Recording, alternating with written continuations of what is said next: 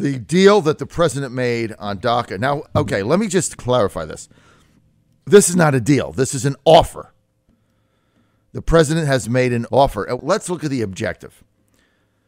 The objective here for President Trump is to obtain long-term, hopefully permanent, legislative immigration reform that Congress and past presidents have been unable to do.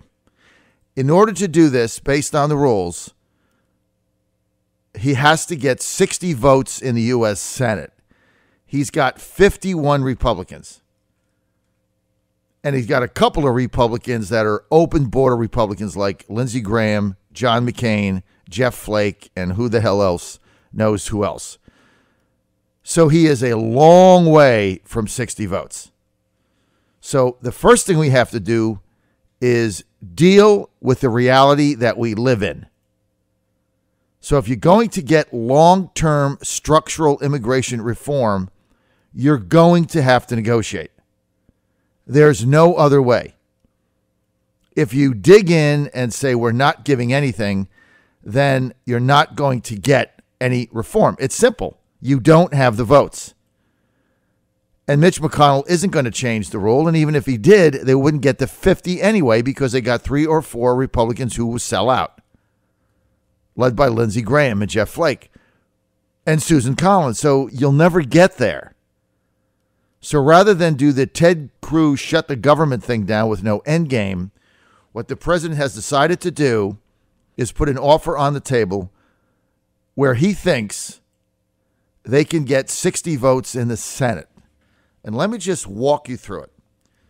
Because the concession that the president is making is on DACA. And what he did is he doubled down.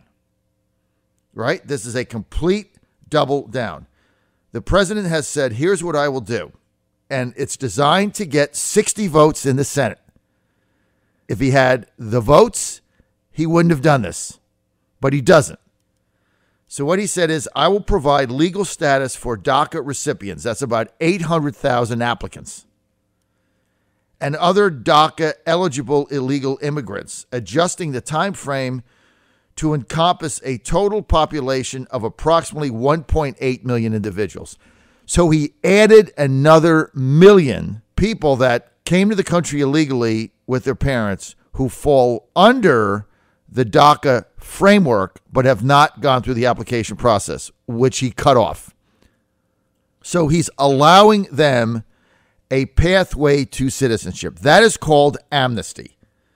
It includes a 10 to 12-year path to citizenship with requirements for work, education, and good moral character. So anything bad that's happened to you, you've been arrested of a crime or you got a felony, you're kicked out.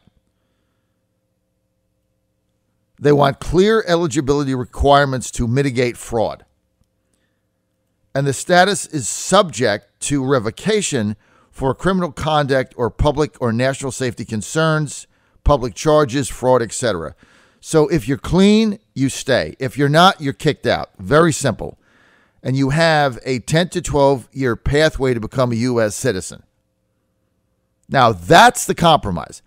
That's what the president says he's willing to do. So all of the people going on TV, jumping up and down with their hair on fire, like Anna Navarro, crying about these kids, which is what these kids, well, there it is.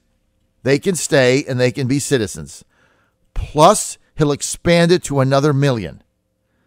Now, this is a huge concession for somebody who got elected, who got nominated and elected on a curtail immigration platform, legal and illegally. Huge. You with me? So you're going to get some hardliners like Ann Coulter, Mark Levin did it last night. You're going to get others who are going to blast this deal and say, you know what, it's a cave-in. He said he wouldn't do it, etc. Now, that's what he's willing to give up. But in order to give that up, here's what he needs. Number one, and most important in my mind, is ending, let's say, restricting chain migration, which is proved to be a disaster for the United States. And chain migration means once you're a citizen, all your family comes in. Now, he's going to eliminate that. And the legislation would change chain migration to only protecting what is called the nuclear family. So that means the family sponsorships who can come in legislatively are spouses and minor children. That's it. No grandma, no siblings, no cousins, no uncles, no aunts, no third cousins from a fifth marriage. What they do now to abuse it, that's gone. So if you're here legally and you want to bring your husband or a wife, you can do that. If you have a minor child, you can do that. That's it. This is long-term legislative reform. The other thing that has to happen is the elimination of lottery and repurposed visas. The visa lottery selects individuals at random to come to the United States. This makes no sense.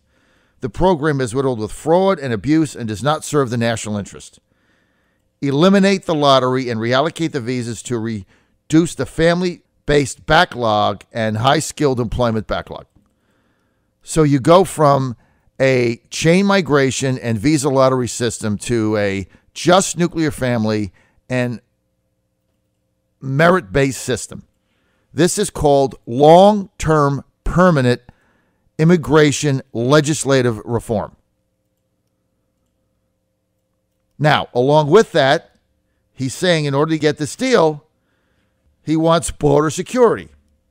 So he wants $25 billion in a trust fund for the wall, and he wants another $5 billion for personnel hirings along the border, southern and northern border.